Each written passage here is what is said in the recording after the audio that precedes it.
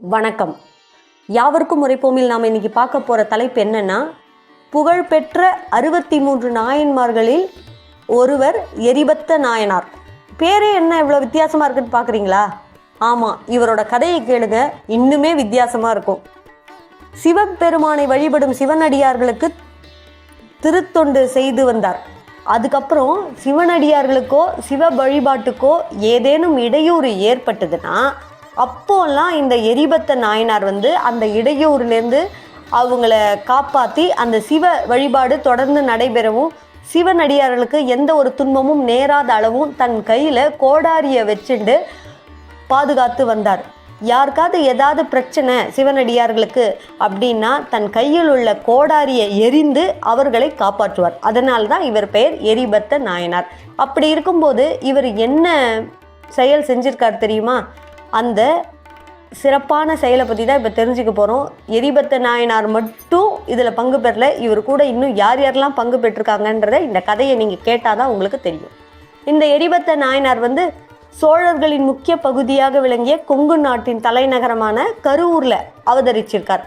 அந்த கரூரில் இருக்க சிவபெருமானை வழிபட்டு அங்குள்ள சிவனடியார்களுக்கெல்லாம் திருத்தொண்டு செஞ்சுருக்கிறத தன்னோட முக்கிய பணியாக மேற்கொண்டிருந்தார்.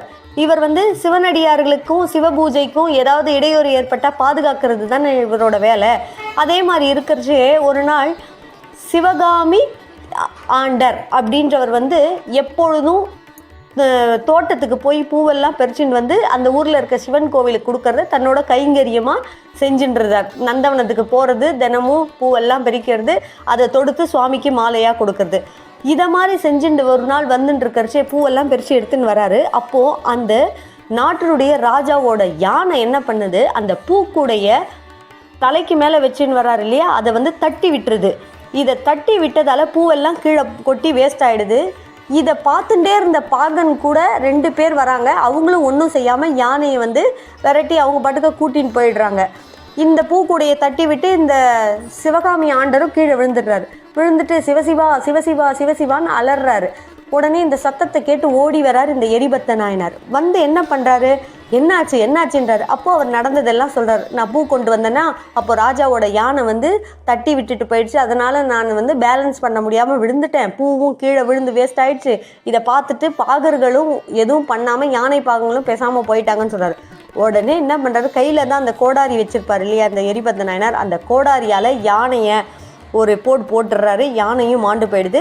பாகர்களையும் நீங்கள் தானே காரணம், ஒரு மன்னிப்பு கூட கேட்கல, ஒரு உதவி கூட பண்ணலையேன்னு சொல்லி 2 பாகன்களையும் அவர் கோடாரியால் மாற்றி விடுகிறார். அதுக்கு போயிடுது. உடனே ராஜா கோபமாக வேகமாக அந்த ஸ்பாட்டுக்கு வர்றார். யார் இதை பண்ணது, எதுக்காக பண்ணீங்க அப்படின்னு சத்தமாக கேட்குறார். உடனே எரிபத்த நாயனார் ராஜாவின் முன் சொல்கிறார், ஐயா, நான் சிவ வழிபாட்டுக்கும் சிவ தொண்டர்களுக்கும் பாதுகாப்பாக இருப்பவன். அப்படி இருக்கச்சே இந்த சிவகாமி ஆண்டார் தினமும் சுவாமிக்கு பூவெல்லாம் பறித்து கட்டி எடுத்துன்னு போவார். அந்த மாதிரி எடுத்துன்னு போயின்னு இருக்கச்சே இவர் தலையில் இருந்த இந்த பூக்கூடையும் பூவையும் தட்டி விட்டு வீணாக்கியது இந்த யானை செஞ்சதை பார்த்துட்டே போனாங்க இந்த யானை பாகர்கள். இவருக்கு உதவும் இல்லை, மன்னிப்பும் கேட்கல. அதனால் தட்டி விட்ட யானையும் நான் என் கோடாரியால் கொன்றேன். அலட்சியமாக போனாங்க இல்லையா அந்த 2 பாகன்கள், அதனால் நான் மன்னிப்பு கேட்காதால அவங்களையும் நான் தான் கொன்னேன் அப்படின்னு சொல்கிறாரு. உண்மையை ஒத்துக்கிறாரு. இந்த உண்மையை சொன்னதாலேயே எரிபத்த நாயனார் மீது மிகுந்த அன்பும் பக்தியும் வந்துடுச்சு ராஜாவுக்கு. ஆஹா, இப்படி ஒரு பக்தியா, சுவாமி மேலே பக்தி இருக்கும், ஆனால் சுவாமியோட தொண்டருக்கு மேலே இவ்வளோ பக்தி வச்சு சிவத்தொண்டு புரியவங்க மேலே இவ்வளோ பாதுகாப்பாக இருக்கீங்களே, மிக்க சந்தோஷம். இப்போது நீங்கள் அவங்க 2 பேரையும் கொன்னா மாதிரி, யானையை கொன்னா மாதிரி இந்த உடைவாளை நான் தரேன், என்னோட உடைவாளால் என் தலையை அறுத்துடுங்க, என்னை கொண்டுடுங்க, நான் தான் இதுக்கு எஜமா, அதனால் என்ன தான் நீங்கள் கொல்லணும் அப்படின்னு சொல்லி எரிபத்த நாயனார்கிட்ட தன்னோட உடைவாளை தருகிறார் ராஜா.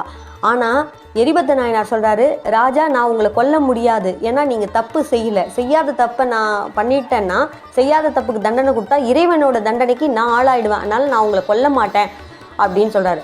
நீங்கள் இப்போ என்னை இந்த உடைவாளால் என் தலையை சீவலைன்னா நானே சீவிப்பேன் அப்படின்னு சொல்கிறாரு.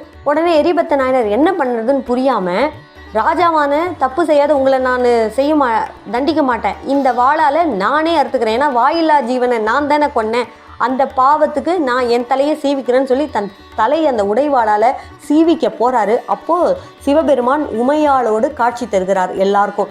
அப்போது சொல்கிறாரு, இது இந்த எரிபத்த நாயனாரின் புகழை இந்த உலகுக்கே அறிய செய்வதற்காக நான் செய்த நாடகம் தான் இது. அதனால் நீங்கள் யாரும் கவலைப்படாதீங்கன்னு சொல்லிட்டு தன்னோட அருளால் அந்த வாயில்லா ஜீவன் யானையையும் பிழைக்க வச்சிடுறாரு. அந்த 2 பாகன்களும் உயிரோடு வந்துடுறாங்க.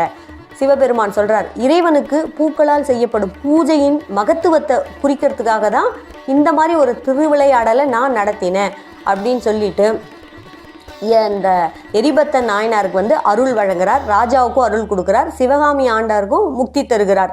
அதனால தான் இந்த கரூரில் அந்த சிவாலயங்களில் தொன்று தொட்டு இந்த பூக்குடலை விழா ஆண்டுதோறும் நடத்துகிறாங்க. இந்த பூக்குடலை விழாவில் வருஷம் கரூரில் உள்ள மக்கள் எல்லாம் சுவாமி முக்கிய வீதியில் வரும்போது மேளதாளத்தோட பூக்குடலை விழா நடத்தி அன்றைய தினம் கோவிலில் எரிபத்த நாயனாருக்கு அபிஷேகம் அலங்காரம் சிறப்பாக நடைபெறும்.